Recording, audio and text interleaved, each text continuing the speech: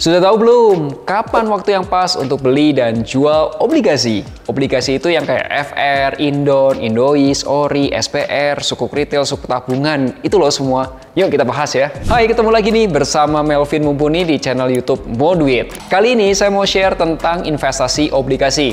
Dan tentunya keuntungan obligasi itu dipengaruhi oleh beberapa hal nih. Contohnya suku bunga, harga, dan yield obligasi. Seandainya Anda tahu hubungan di antara ketiganya, Anda dapat menentukan waktu yang pas nih untuk bisa beli dan jual obligasi. So, langsung aja kita bahas apa sih hubungan antara suku bunga, harga, dan yield. Suku bunga itu sangat mempengaruhi harga obligasi dan yield obligasi. Ada 3 hal yang kita highlight nih, yaitu suku bunga, harga obligasi, dan yield obligasi. Kita bahas satu persatu ya. Pertama, kita bahas dulu suku bunga. Suku bunga yang dimaksud adalah suku bunga acuan sebuah negara. Suku bunga acuan di Indonesia itu disebutnya BI 7 Days Reverse Repo Rate atau BI 7DRRR. Dulunya kita sebut suku bunga acuan Indonesia itu adalah BI Rate. Nah, kenaikan atau penurunan suku bunga di Indonesia itu ditentukan oleh Bank Indonesia selaku bank sentral. Nah, kedua, harga obligasi adalah harga yang dibentuk di pasar. Harga terbentuk ketika ada investor yang ingin membeli obligasi di harga bid price-nya dan investor yang ingin menjual obligasi di ask price-nya. Harga obligasi ini akan selalu naik turun setiap harinya. Anda dapat menanyakan kepada Wealth Advisor Moduit untuk harga obligasi harian. Silakan hubungi Wealth Advisor Moduit di link berikut ini. Yang ketiga adalah yield. Yield obligasi terbentuk dari 2 komponen, yaitu kenaikan atau penurunan harga obligasinya dan juga kupon yang dibagikan. Ketika suku bunga mengalami kenaikan, maka harga obligasi akan mengalami penurunan. Kita sebutnya at discount. Nah, ketika investor beli obligasi pada saat harga diskon, berarti yieldnya akan meningkat. Sebaliknya, ketika suku bunga mengalami penurunan, harga obligasi itu akan cenderung mengalami kenaikan atau at premium. Nah, ketika investor beli obligasi pada saat harga premium, maka yieldnya akan turun. Oke, misalnya obligasi seri FR56 dengan kupon 8,375%, diperdagangkan di harga beli 107,65%. dan harga jual 106,6%.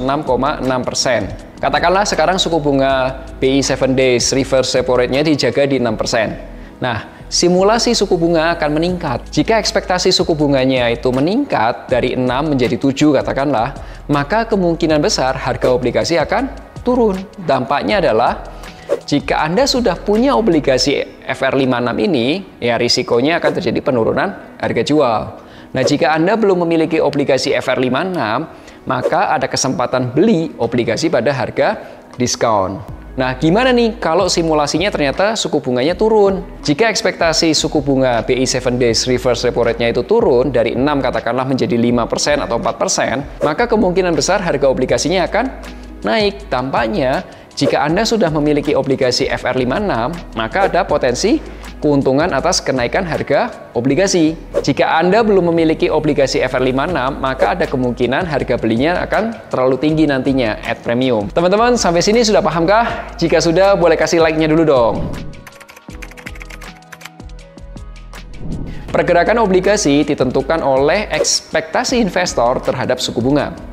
Ekspektasi tersebut itu dipengaruhi oleh faktor-faktor makroekonomi. Ya, ada inflasi, ekspektasi pertumbuhan ekonomi, kebijakan pemerintah, dan lain sebagainya. Nah, beberapa strategi yang dapat Anda lakukan untuk membeli atau menjual obligasi. 1. Waktu beli, ketika suku bunga naik, harga obligasi akan turun dan ekspektasinya yieldnya akan naik. Nah, waktu jual, ketika suku bunganya turun, harga obligasinya akan naik dan ekspektasi yieldnya akan turun. Nah, apakah Anda pernah membeli obligasi? Contohnya FR, Indon, Indois, Ori, SPR, sukuk tabungan, atau sukuk retail. Kalau sudah, boleh ceritakan dong pengalaman teman-teman semua di kolom komentar. Strategi yang dapat digunakan oleh investor obligasi adalah 1. Teman-teman bisa beli dan tahan atau buy and hold. Beli obligasi pada saat diskon dan simpan. Selama menyimpan obligasi, Anda sebagai investor mendapatkan keuntungan dari kupon. Jika suku bunga turun dan harga obligasi sudah meningkat, investor dapat menjual pada harga lebih tinggi atau at premium. Contoh, Teman-teman, misal di perusahaan punya bagian dana pensiun. Katakanlah persiapan ini, dana ini mau dikelola untuk pensiun 20-30 tahun lagi. Teman-teman bisa beli obligasi yang sekarang ini harganya diskon di bawah 100%. Kuponnya yang bagus. Dan beli aja, simpen, buy and hold. Nanti ketika sudah jatuh tempo, teman-teman dapat keuntungan tambahan apa? Harganya dong. Karena teman-teman belinya sekarang di harga diskon. Yang kedua adalah trading obligasi. Ya betul, jadi obligasinya diperdagangkan, kita mendapatkan keuntungan dari selisih kenaikan atau penurunan harga obligasi. Kita sebutnya volatilitas di harga pasar sekundernya. Semoga video ini bisa bermanfaat buat teman-teman.